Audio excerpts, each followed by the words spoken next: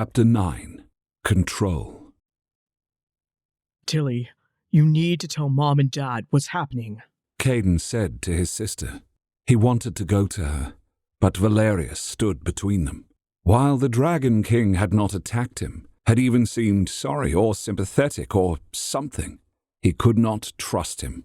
While Valerius had argued with Raziel about hurting him before, Raziel had won that fight by simply taking over. Could it happen again?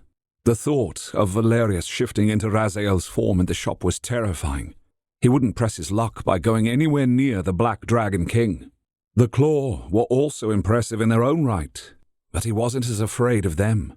The woman who held the 2 dragon plushies seemed kind, but he didn't know who she was, or what kind of power she had, if any, though Valerius had allowed her to direct the questions to him. I'm not going to see them. I'm going with you to High Reach. Tilly cried, her voice only squeaking a couple of times, which showed her fear beyond courage.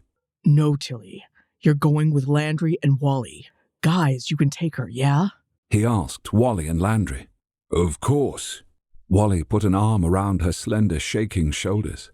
We're on it, so long as these shifters aren't going to go all jack-booted thugs on us and drag us away. Landry muttered the last at the 2 Claw who were flanking him. Caden opened his mouth automatically to urge her to leave off the shifter prejudice. But was she wrong this time? Valerius had tried to kill him. All these people seemed to think he and his friends should be locked up. So really, was she wrong? No one is being dragged away, the woman with the plushie said. Yet she gave Valerius a hard look that elicited a surprising nod from him. She must be more than what she seemed for Valerius to agree with him. All shifters go to join their own kind after the spirit merges with them. It's for everyone's safety, including Caden's. So it's for Caden's safety that he goes with the guy that attacked him? And don't say Valerius didn't attack him. It's been all over the net. Landry shook her head. Don't pretend this is because Caden needs to go with you for his safety. You just want him under your control. That had silence falling. Again, she was right. That was a misunderstanding, Valerius said stiffly. He clearly did not enjoy lying, though maybe it wasn't a complete lie. He likely had thought that Caden was behind the bombing, but still that hadn't been Raziel's motivation to go after him. Raziel attacked him because he simply existed. People are very excited about Caden right now, the woman with the plushie said gently. Mistakes were made, but it would be a greater mistake for Caden to be unprotected right now. We can keep him safe. Caden didn't set the bomb. You know that. Tilly cried. But some people will think he did. The woman with the plushies responded, lowering her head to look Tilly in the eye. And more than that, being the 9th dragon shifter has great meaning. Mom's in the faith. Tilly looked thoughtful. Everyone's freaking out about the white dragon shifter, and our mom doesn't freak out. Not that she knew it was Caden, obviously, but she's probably going to freak out now. Caden scrubbed his hands over his face. I shouldn't have let you come here, Tilly. Mom and Dad are already going to kill me for that. They'll probably have to wait in line because Valerius will do it first. Believing that meant it was insane for him to be here, and even crazier to go with Valerius to High Reach. But he couldn't abandon his friends and family to face the Dragon King's wrath. Even though he had done nothing to warrant being arrested or imprisoned, let alone killed, he wouldn't let even more innocents pay the price for him. Caden, Tilly began, but he was already shaking his head. I need you to do this for me, Tilly. He stressed. I'm not sending you away. I need you to talk to our parents. That seemed to only mollify her slightly, but her expression was still wretched. And not only did his parents need to know what was going on, their father was an attorney. Maybe there was some law that he could use to get Valerius to see reason. Caden had never really thought much about laws and the way things were until now. Before, he just drifted along. Now, he needed justice on his side. Yes, your parents need to be notified, the woman with the plushies said. Absolutely. Caden's still a kid, Wally pointed out. Though at 25, he was supposed to be an adult right now, though he didn't feel that way at all. It will be all right, guys. I don't want you to worry, Caden said. Caden petted the air, as if that would calm them, even as his heart was racing in his chest. He wasn't sure if he was lying, or telling the truth, or simply hoping. Mostly the latter. "We can't help but worry, Caden. We love you," Wally said stoutly. Tilly and Landry nodded like twin bobblehead dolls. Caden felt tears welling in his eyes, and he quickly blinked them back. Around a lump in his throat, he managed to get out, I love you guys too. Valerius watched this exchange with the strangest expression on his face. It was as if he was reading Caden's character in every word. What his judgment was hard to tell. His face was impassive, shielding his thoughts and feelings, and it was hard to look at him. The Dragon King was even more impressive, and he had to admit, more handsome in real life than he'd ever been on television or the net. Valerius's beauty was almost unnerving, because Caden could see the fact that he wasn't altogether human. He'd never really felt this way with other shifters, though like he'd told Rose, it wasn't like he really knew any. But he'd been around plenty of claw. Valerius, though, was simply different, and bigger, too. The man was well over 6 feet, and the armor he wore barely concealed the fact that he was all muscle underneath it. Landry always claimed that it looked like Valerius was cosplaying all the time, but the armor suited him, and Caden didn't think he played at anything at all. Tilly suddenly brushed past the Black Dragon King's legs and flew into Caden's arms. He leaned down and caught her. He held her like he used to when she was a very little girl. He was surprised by how easy it was to carry her. He was stronger than before. Was he different in other ways that he didn't know yet? And could the others see it? Are you going to be okay? She sniffed against his chest. Yes, I really am. I'm sorry, but I don't know your name. He said to the woman with the plushes. Shoni, could you give my sister your number or something so that my parents can contact you? He asked. Of course. She drew out a finely engraved card and handed it to Tilly. But we won't let her and your friends go alone. I'm sure that Captain Simi will accompany them to get your parents. Gioni told him. And then Captain Simi can get them into High Reach with no difficulty. He wasn't sure if that made him happy or not. Would his parents freak out more or less with a claw captain accompanying their daughter? But then again, there was so much security at High Reach, not just because of the bomb, but because there were leaders of state there. He doubted his parents could get in without the claw captain. He nodded, feeling numb. 2 claw appeared from the back of the shop and murmured to their female claw captain. She nodded. King Valerius, she said, her voice precise in a way that reminded him of some of the Raven shifters he'd met at his father's office parties. We have secured a way out of this shop away from the eyes of the press. There's a back exit. Then we should go, Valerius said. His eyes flickered to Caden's, and Caden tensed. Thank you, Captain Nagoye, she only said as she tucked each plushie under one arm. It was really time to leave. Caden was going to High Reach. He dreamed of attending a party there once upon a time. He'd imagined it would be during one of the open balls when a select number of humans were allowed to attend in gowns and tuxedos. He'd thought that he might catch a glimpse of Valerius across the room, but never had he thought he would be going to the Black Dragon King's castle like this. There was no joy in him at the thought, not even a little curiosity about what High Reach would be like. He felt only dread, but he had to pretend to be okay with all of this. He plastered a smile on his face as he spoke to Tilly. Hey, we get to look at where all the rich and powerful people are, Tilly. Imagine what you'll be able to tell your friends. Sure beats watching the fireworks from the square. She wiped tears from her red-stained cheeks. I don't care about that. I would rather that there were never any fireworks ever if it meant we could go home. Caden felt the same way, but he swallowed that emotion down. We get to have both, so don't worry. Just tell Mom and Dad everything. Tilly nodded. Caden put her on her feet and urged her to go over to Landry and Wally. Captain Simi glided almost sinuously over to them to stand quite upright by their side. He seemed small for a werewolf shifter, and he didn't move like them either. In fact, both claw captains didn't seem to fit the stereotype. He didn't know if that was good or bad. Right. So, lead the way, Caden said weakly. He didn't want Valerius behind him. He wanted the Black Dragon King in sight. Valerius's eyes narrowed, and he wondered if the Black Dragon King knew his thoughts on this. But he didn't argue. He said very little, Caden noted, but everything he did held an impressive amount of meaning. Captain Ngoy went first, flanked by the two claws. Valerius prowled after her, but not without a long look at Caden. Again, he had no idea what the Black Dragon King was thinking. He's not attacking me. That's a good thing. If Caden had seen him in person before their fight, he would never have even tried to fight. The Black Dragon King was a predator through and through, with his well-oiled hips to his graceful yet powerful movements.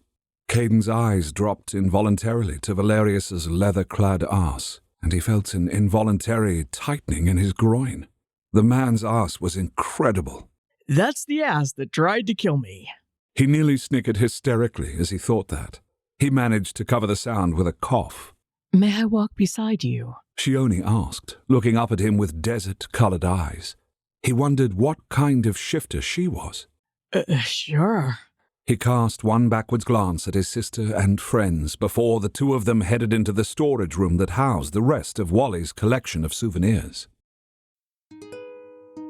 This week, we've got a little community challenge for you. Dragons are awesome. There's something that really captures the imagination about these magical, mythical creatures. But if you're a fan of gay dragon shifter romance, these stories can be a little hard to find. If you've got a favorite gay dragon-related romance, help your fellow listeners out and post your recommendation in the comments. For as much as they sold, it seemed that the amount in this warehouse-like space with seeming miles of shelves never got any less full. Shione's eyes went wide as she took in all the shifter merch, some of which never was put on display. Landry was convinced that Wally was a hoarder of sorts, despite his love of selling things. Are there any Sphinx souvenirs? She asked hopefully. Yeah, look over there. Caden pointed to the right, glad for something to take his mind off what was happening and where he was going. Third shelf down. There are terracotta sphinxes there. Wally occasionally puts up a whole Egyptian display for them. Shione actually squeaked. Really? Her eyes glowing. My sister is crazy about sphinx shifters. I mean, they're really rare and stuff. But there's that actress. Oh, God, I'm forgetting her name. Octavia Sloane. Shione said. She's wonderful. Have you met her? He asked. If Shione was close to Valerius, she must be something special in the shifter world. Shione is a sphinx shifter, the oldest and best, Valerius said suddenly. He turned towards them in this liquid, graceful way. His expression that had been mostly stony was actually lit up in a teasing smile. He looked almost human. Caden gawked at both of them. Shione, for her part, was giving Valerius a faint glare as if he had ruined something. But then she laughed as Caden asked, You are? Yes, I am. She nodded. Tilly is going to go nuts and... His voice dropped off. His sister likely wouldn't care if Shione was even a unicorn shifter right now. She was scared and freaked out and had more responsibility on her shoulders than he liked. But she'd clung to him like a barnacle when he'd tried to leave the house, and he hadn't had the time to convince her to stay. He'd had no choice but to take her, and he was so glad that he had gone when he did. It looked like Landry and Wally were about to get arrested.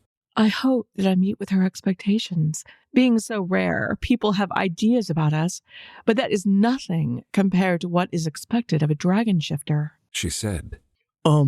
I guess if you're the sort of dragon shifter that wants to rule stuff, and I don't. He practically shouted that word at Valerius's back. Valerius stiffened and his head half turned, but he kept walking towards the exit at the back of the storage room. She only nodded as if this was a valid choice. With everything that's happened, I doubt you've had much of a chance to really consider what you want. No, I know exactly what I want. Caden disagreed. Valerius's back grew straighter. It was clear he was listening intently. Oh? What do you want? Shione asked. To have my life back, just the way it was. He found himself saying and swallowing hard. Shione's head lowered. She looked thoughtful. Valerius didn't stumble exactly at his words, but his steps did falter a bit, and his shoulders curled inwards for just one moment. But then he was striding out the door towards an elegant SUV with windows tinted so black that he couldn't see inside. Captain Ngoye opened the back door for the Dragon King, crossing one arm over her chest and lowering her head as he slid into the darkened interior. He gestured for her to go next into the car, and she disappeared gracefully inside. Finally, Caden, feeling like he was walking the plank, got into the luxurious SUV as well. Captain Ngoye slipped into the front passenger seat, while one of the other claw took the wheel. In the back, the SUV had two sets of seats facing one another, rather like a limousine. The rich, buttery leather seats wrapped around Caden as he sat next to Shione and across from Valerius. The Black Dragon King picked up a cut crystal decanter half filled with amber liquid. He offered it to him and Shione. She nodded, and after a minute, Caden did as well. He could really use a drink, though he was guessing it was whiskey or cognac, neither of his favorites, but at least he could sip something warming. As the SUV smoothly took off onto the ring road that would take them to High Reach, Valerius handed him a snifter, and their fingers touched. The white dragon spirit, who had been mostly asleep during this whole encounter, was now awake and made a strange, purring, chirping sound at the Black Dragon King. Both he and Valerius froze. You heard that? Caden asked. That noise your spirit made, Valerius clarified, though really Caden thought he was just avoiding answering the question. The white dragon spirit repeated the noise and looked at Valerius out of gentle eyes.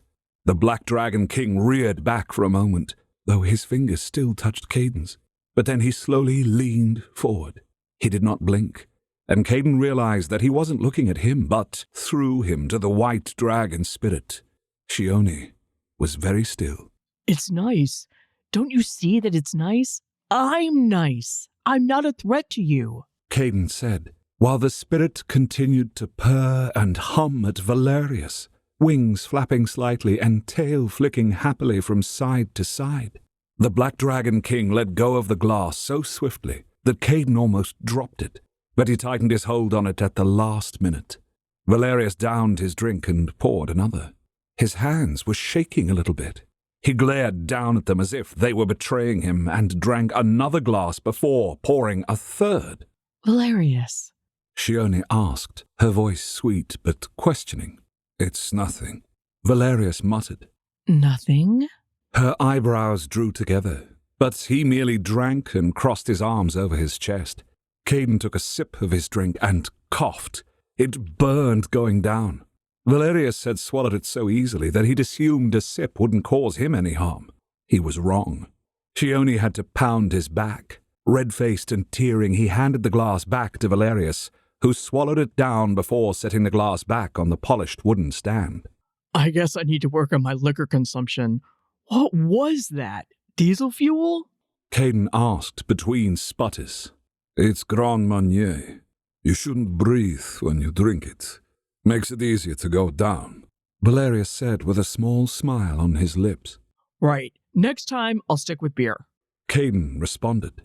Valerius opened up a small door, and there were several bottles of ice-cold beer. Caden took a Corona, twisted off the top, and took a large swallow. The icy beer put out the fire from the Grand Marnier. He wiped his lips with the back of his hand and took another sip. So, your idea of having your old life back. Shione smoothly began once more. How do you see that working? Simple. I live at home, work at Wally's, figure out whether to go back to grad school or whatever. He shrugged. You want to work at that shop? Valerius's eyebrows lifted in a mixture of surprise and disdain. That had Caden's backup. Wally's is great, though if you ask me, he has way too much dragon merchandise. Shione snorted before sipping her drink to hide it. Valerius merely scowled. It does not sound like you're considering how being a dragon shifter will impact those activities. Shione pointed out gently. They won't, because I don't intend on telling anyone that I'm a dragon shifter. I mean, other than the people who already know. Caden explained. People like Marban. Valerius's voice was silky smooth. You play the innocent Caden Bryce, but you have already made a deal with the devil. Caden blinked. He hadn't forgotten about Marban or his stupid promise to help him someday if he could, because all of that had been replaced by his time with Rose. Rose was a good person, even if Marban wanted her to be something else. But she was in between a rock and a hard place being a swarm shifter herself, even though bees were more useful than scary. He found me, Caden said, not bothering to deny that he'd met with the man. I was being chased by you, and you killed people to try and get to me. I was sure you were going to kill me if I didn't get away. Valerius's eyes narrowed for a moment, but then he looked away from Caden, and there was shame there. He was ashamed. How many people died? Caden asked as his tongue stuck to the top of his mouth. 5, at least. Maybe more. We have not had word yet, Valerius said flatly, and the shame creased his brow, and he gripped the glass so hard Caden thought it might shatter. Oh, God, Caden whispered. I shouldn't have gone to the gash. I shouldn't have. It's not your fault. Valerius's voice sounded ripped open, and the shame he had so carefully concealed spilled out with an expression of sheer self-loathing on his face. But I led you there, and I knew that Raziel was out of control, and... Raziel? You know the name of Valerius' spirit? Caden's gaze jumped back and forth between her and Valerius. She doesn't know about what Raziel did? What did Raziel do? Shione got out, looking bewildered. Stop. Valerius growled. She doesn't know? Does anyone know? Caden asked. Enough. Not now. We will discuss this later, when we are. It will be later. Valerius snapped at him. He was bristling, but Caden, though he felt a little fear, found courage somewhere and snapped right back.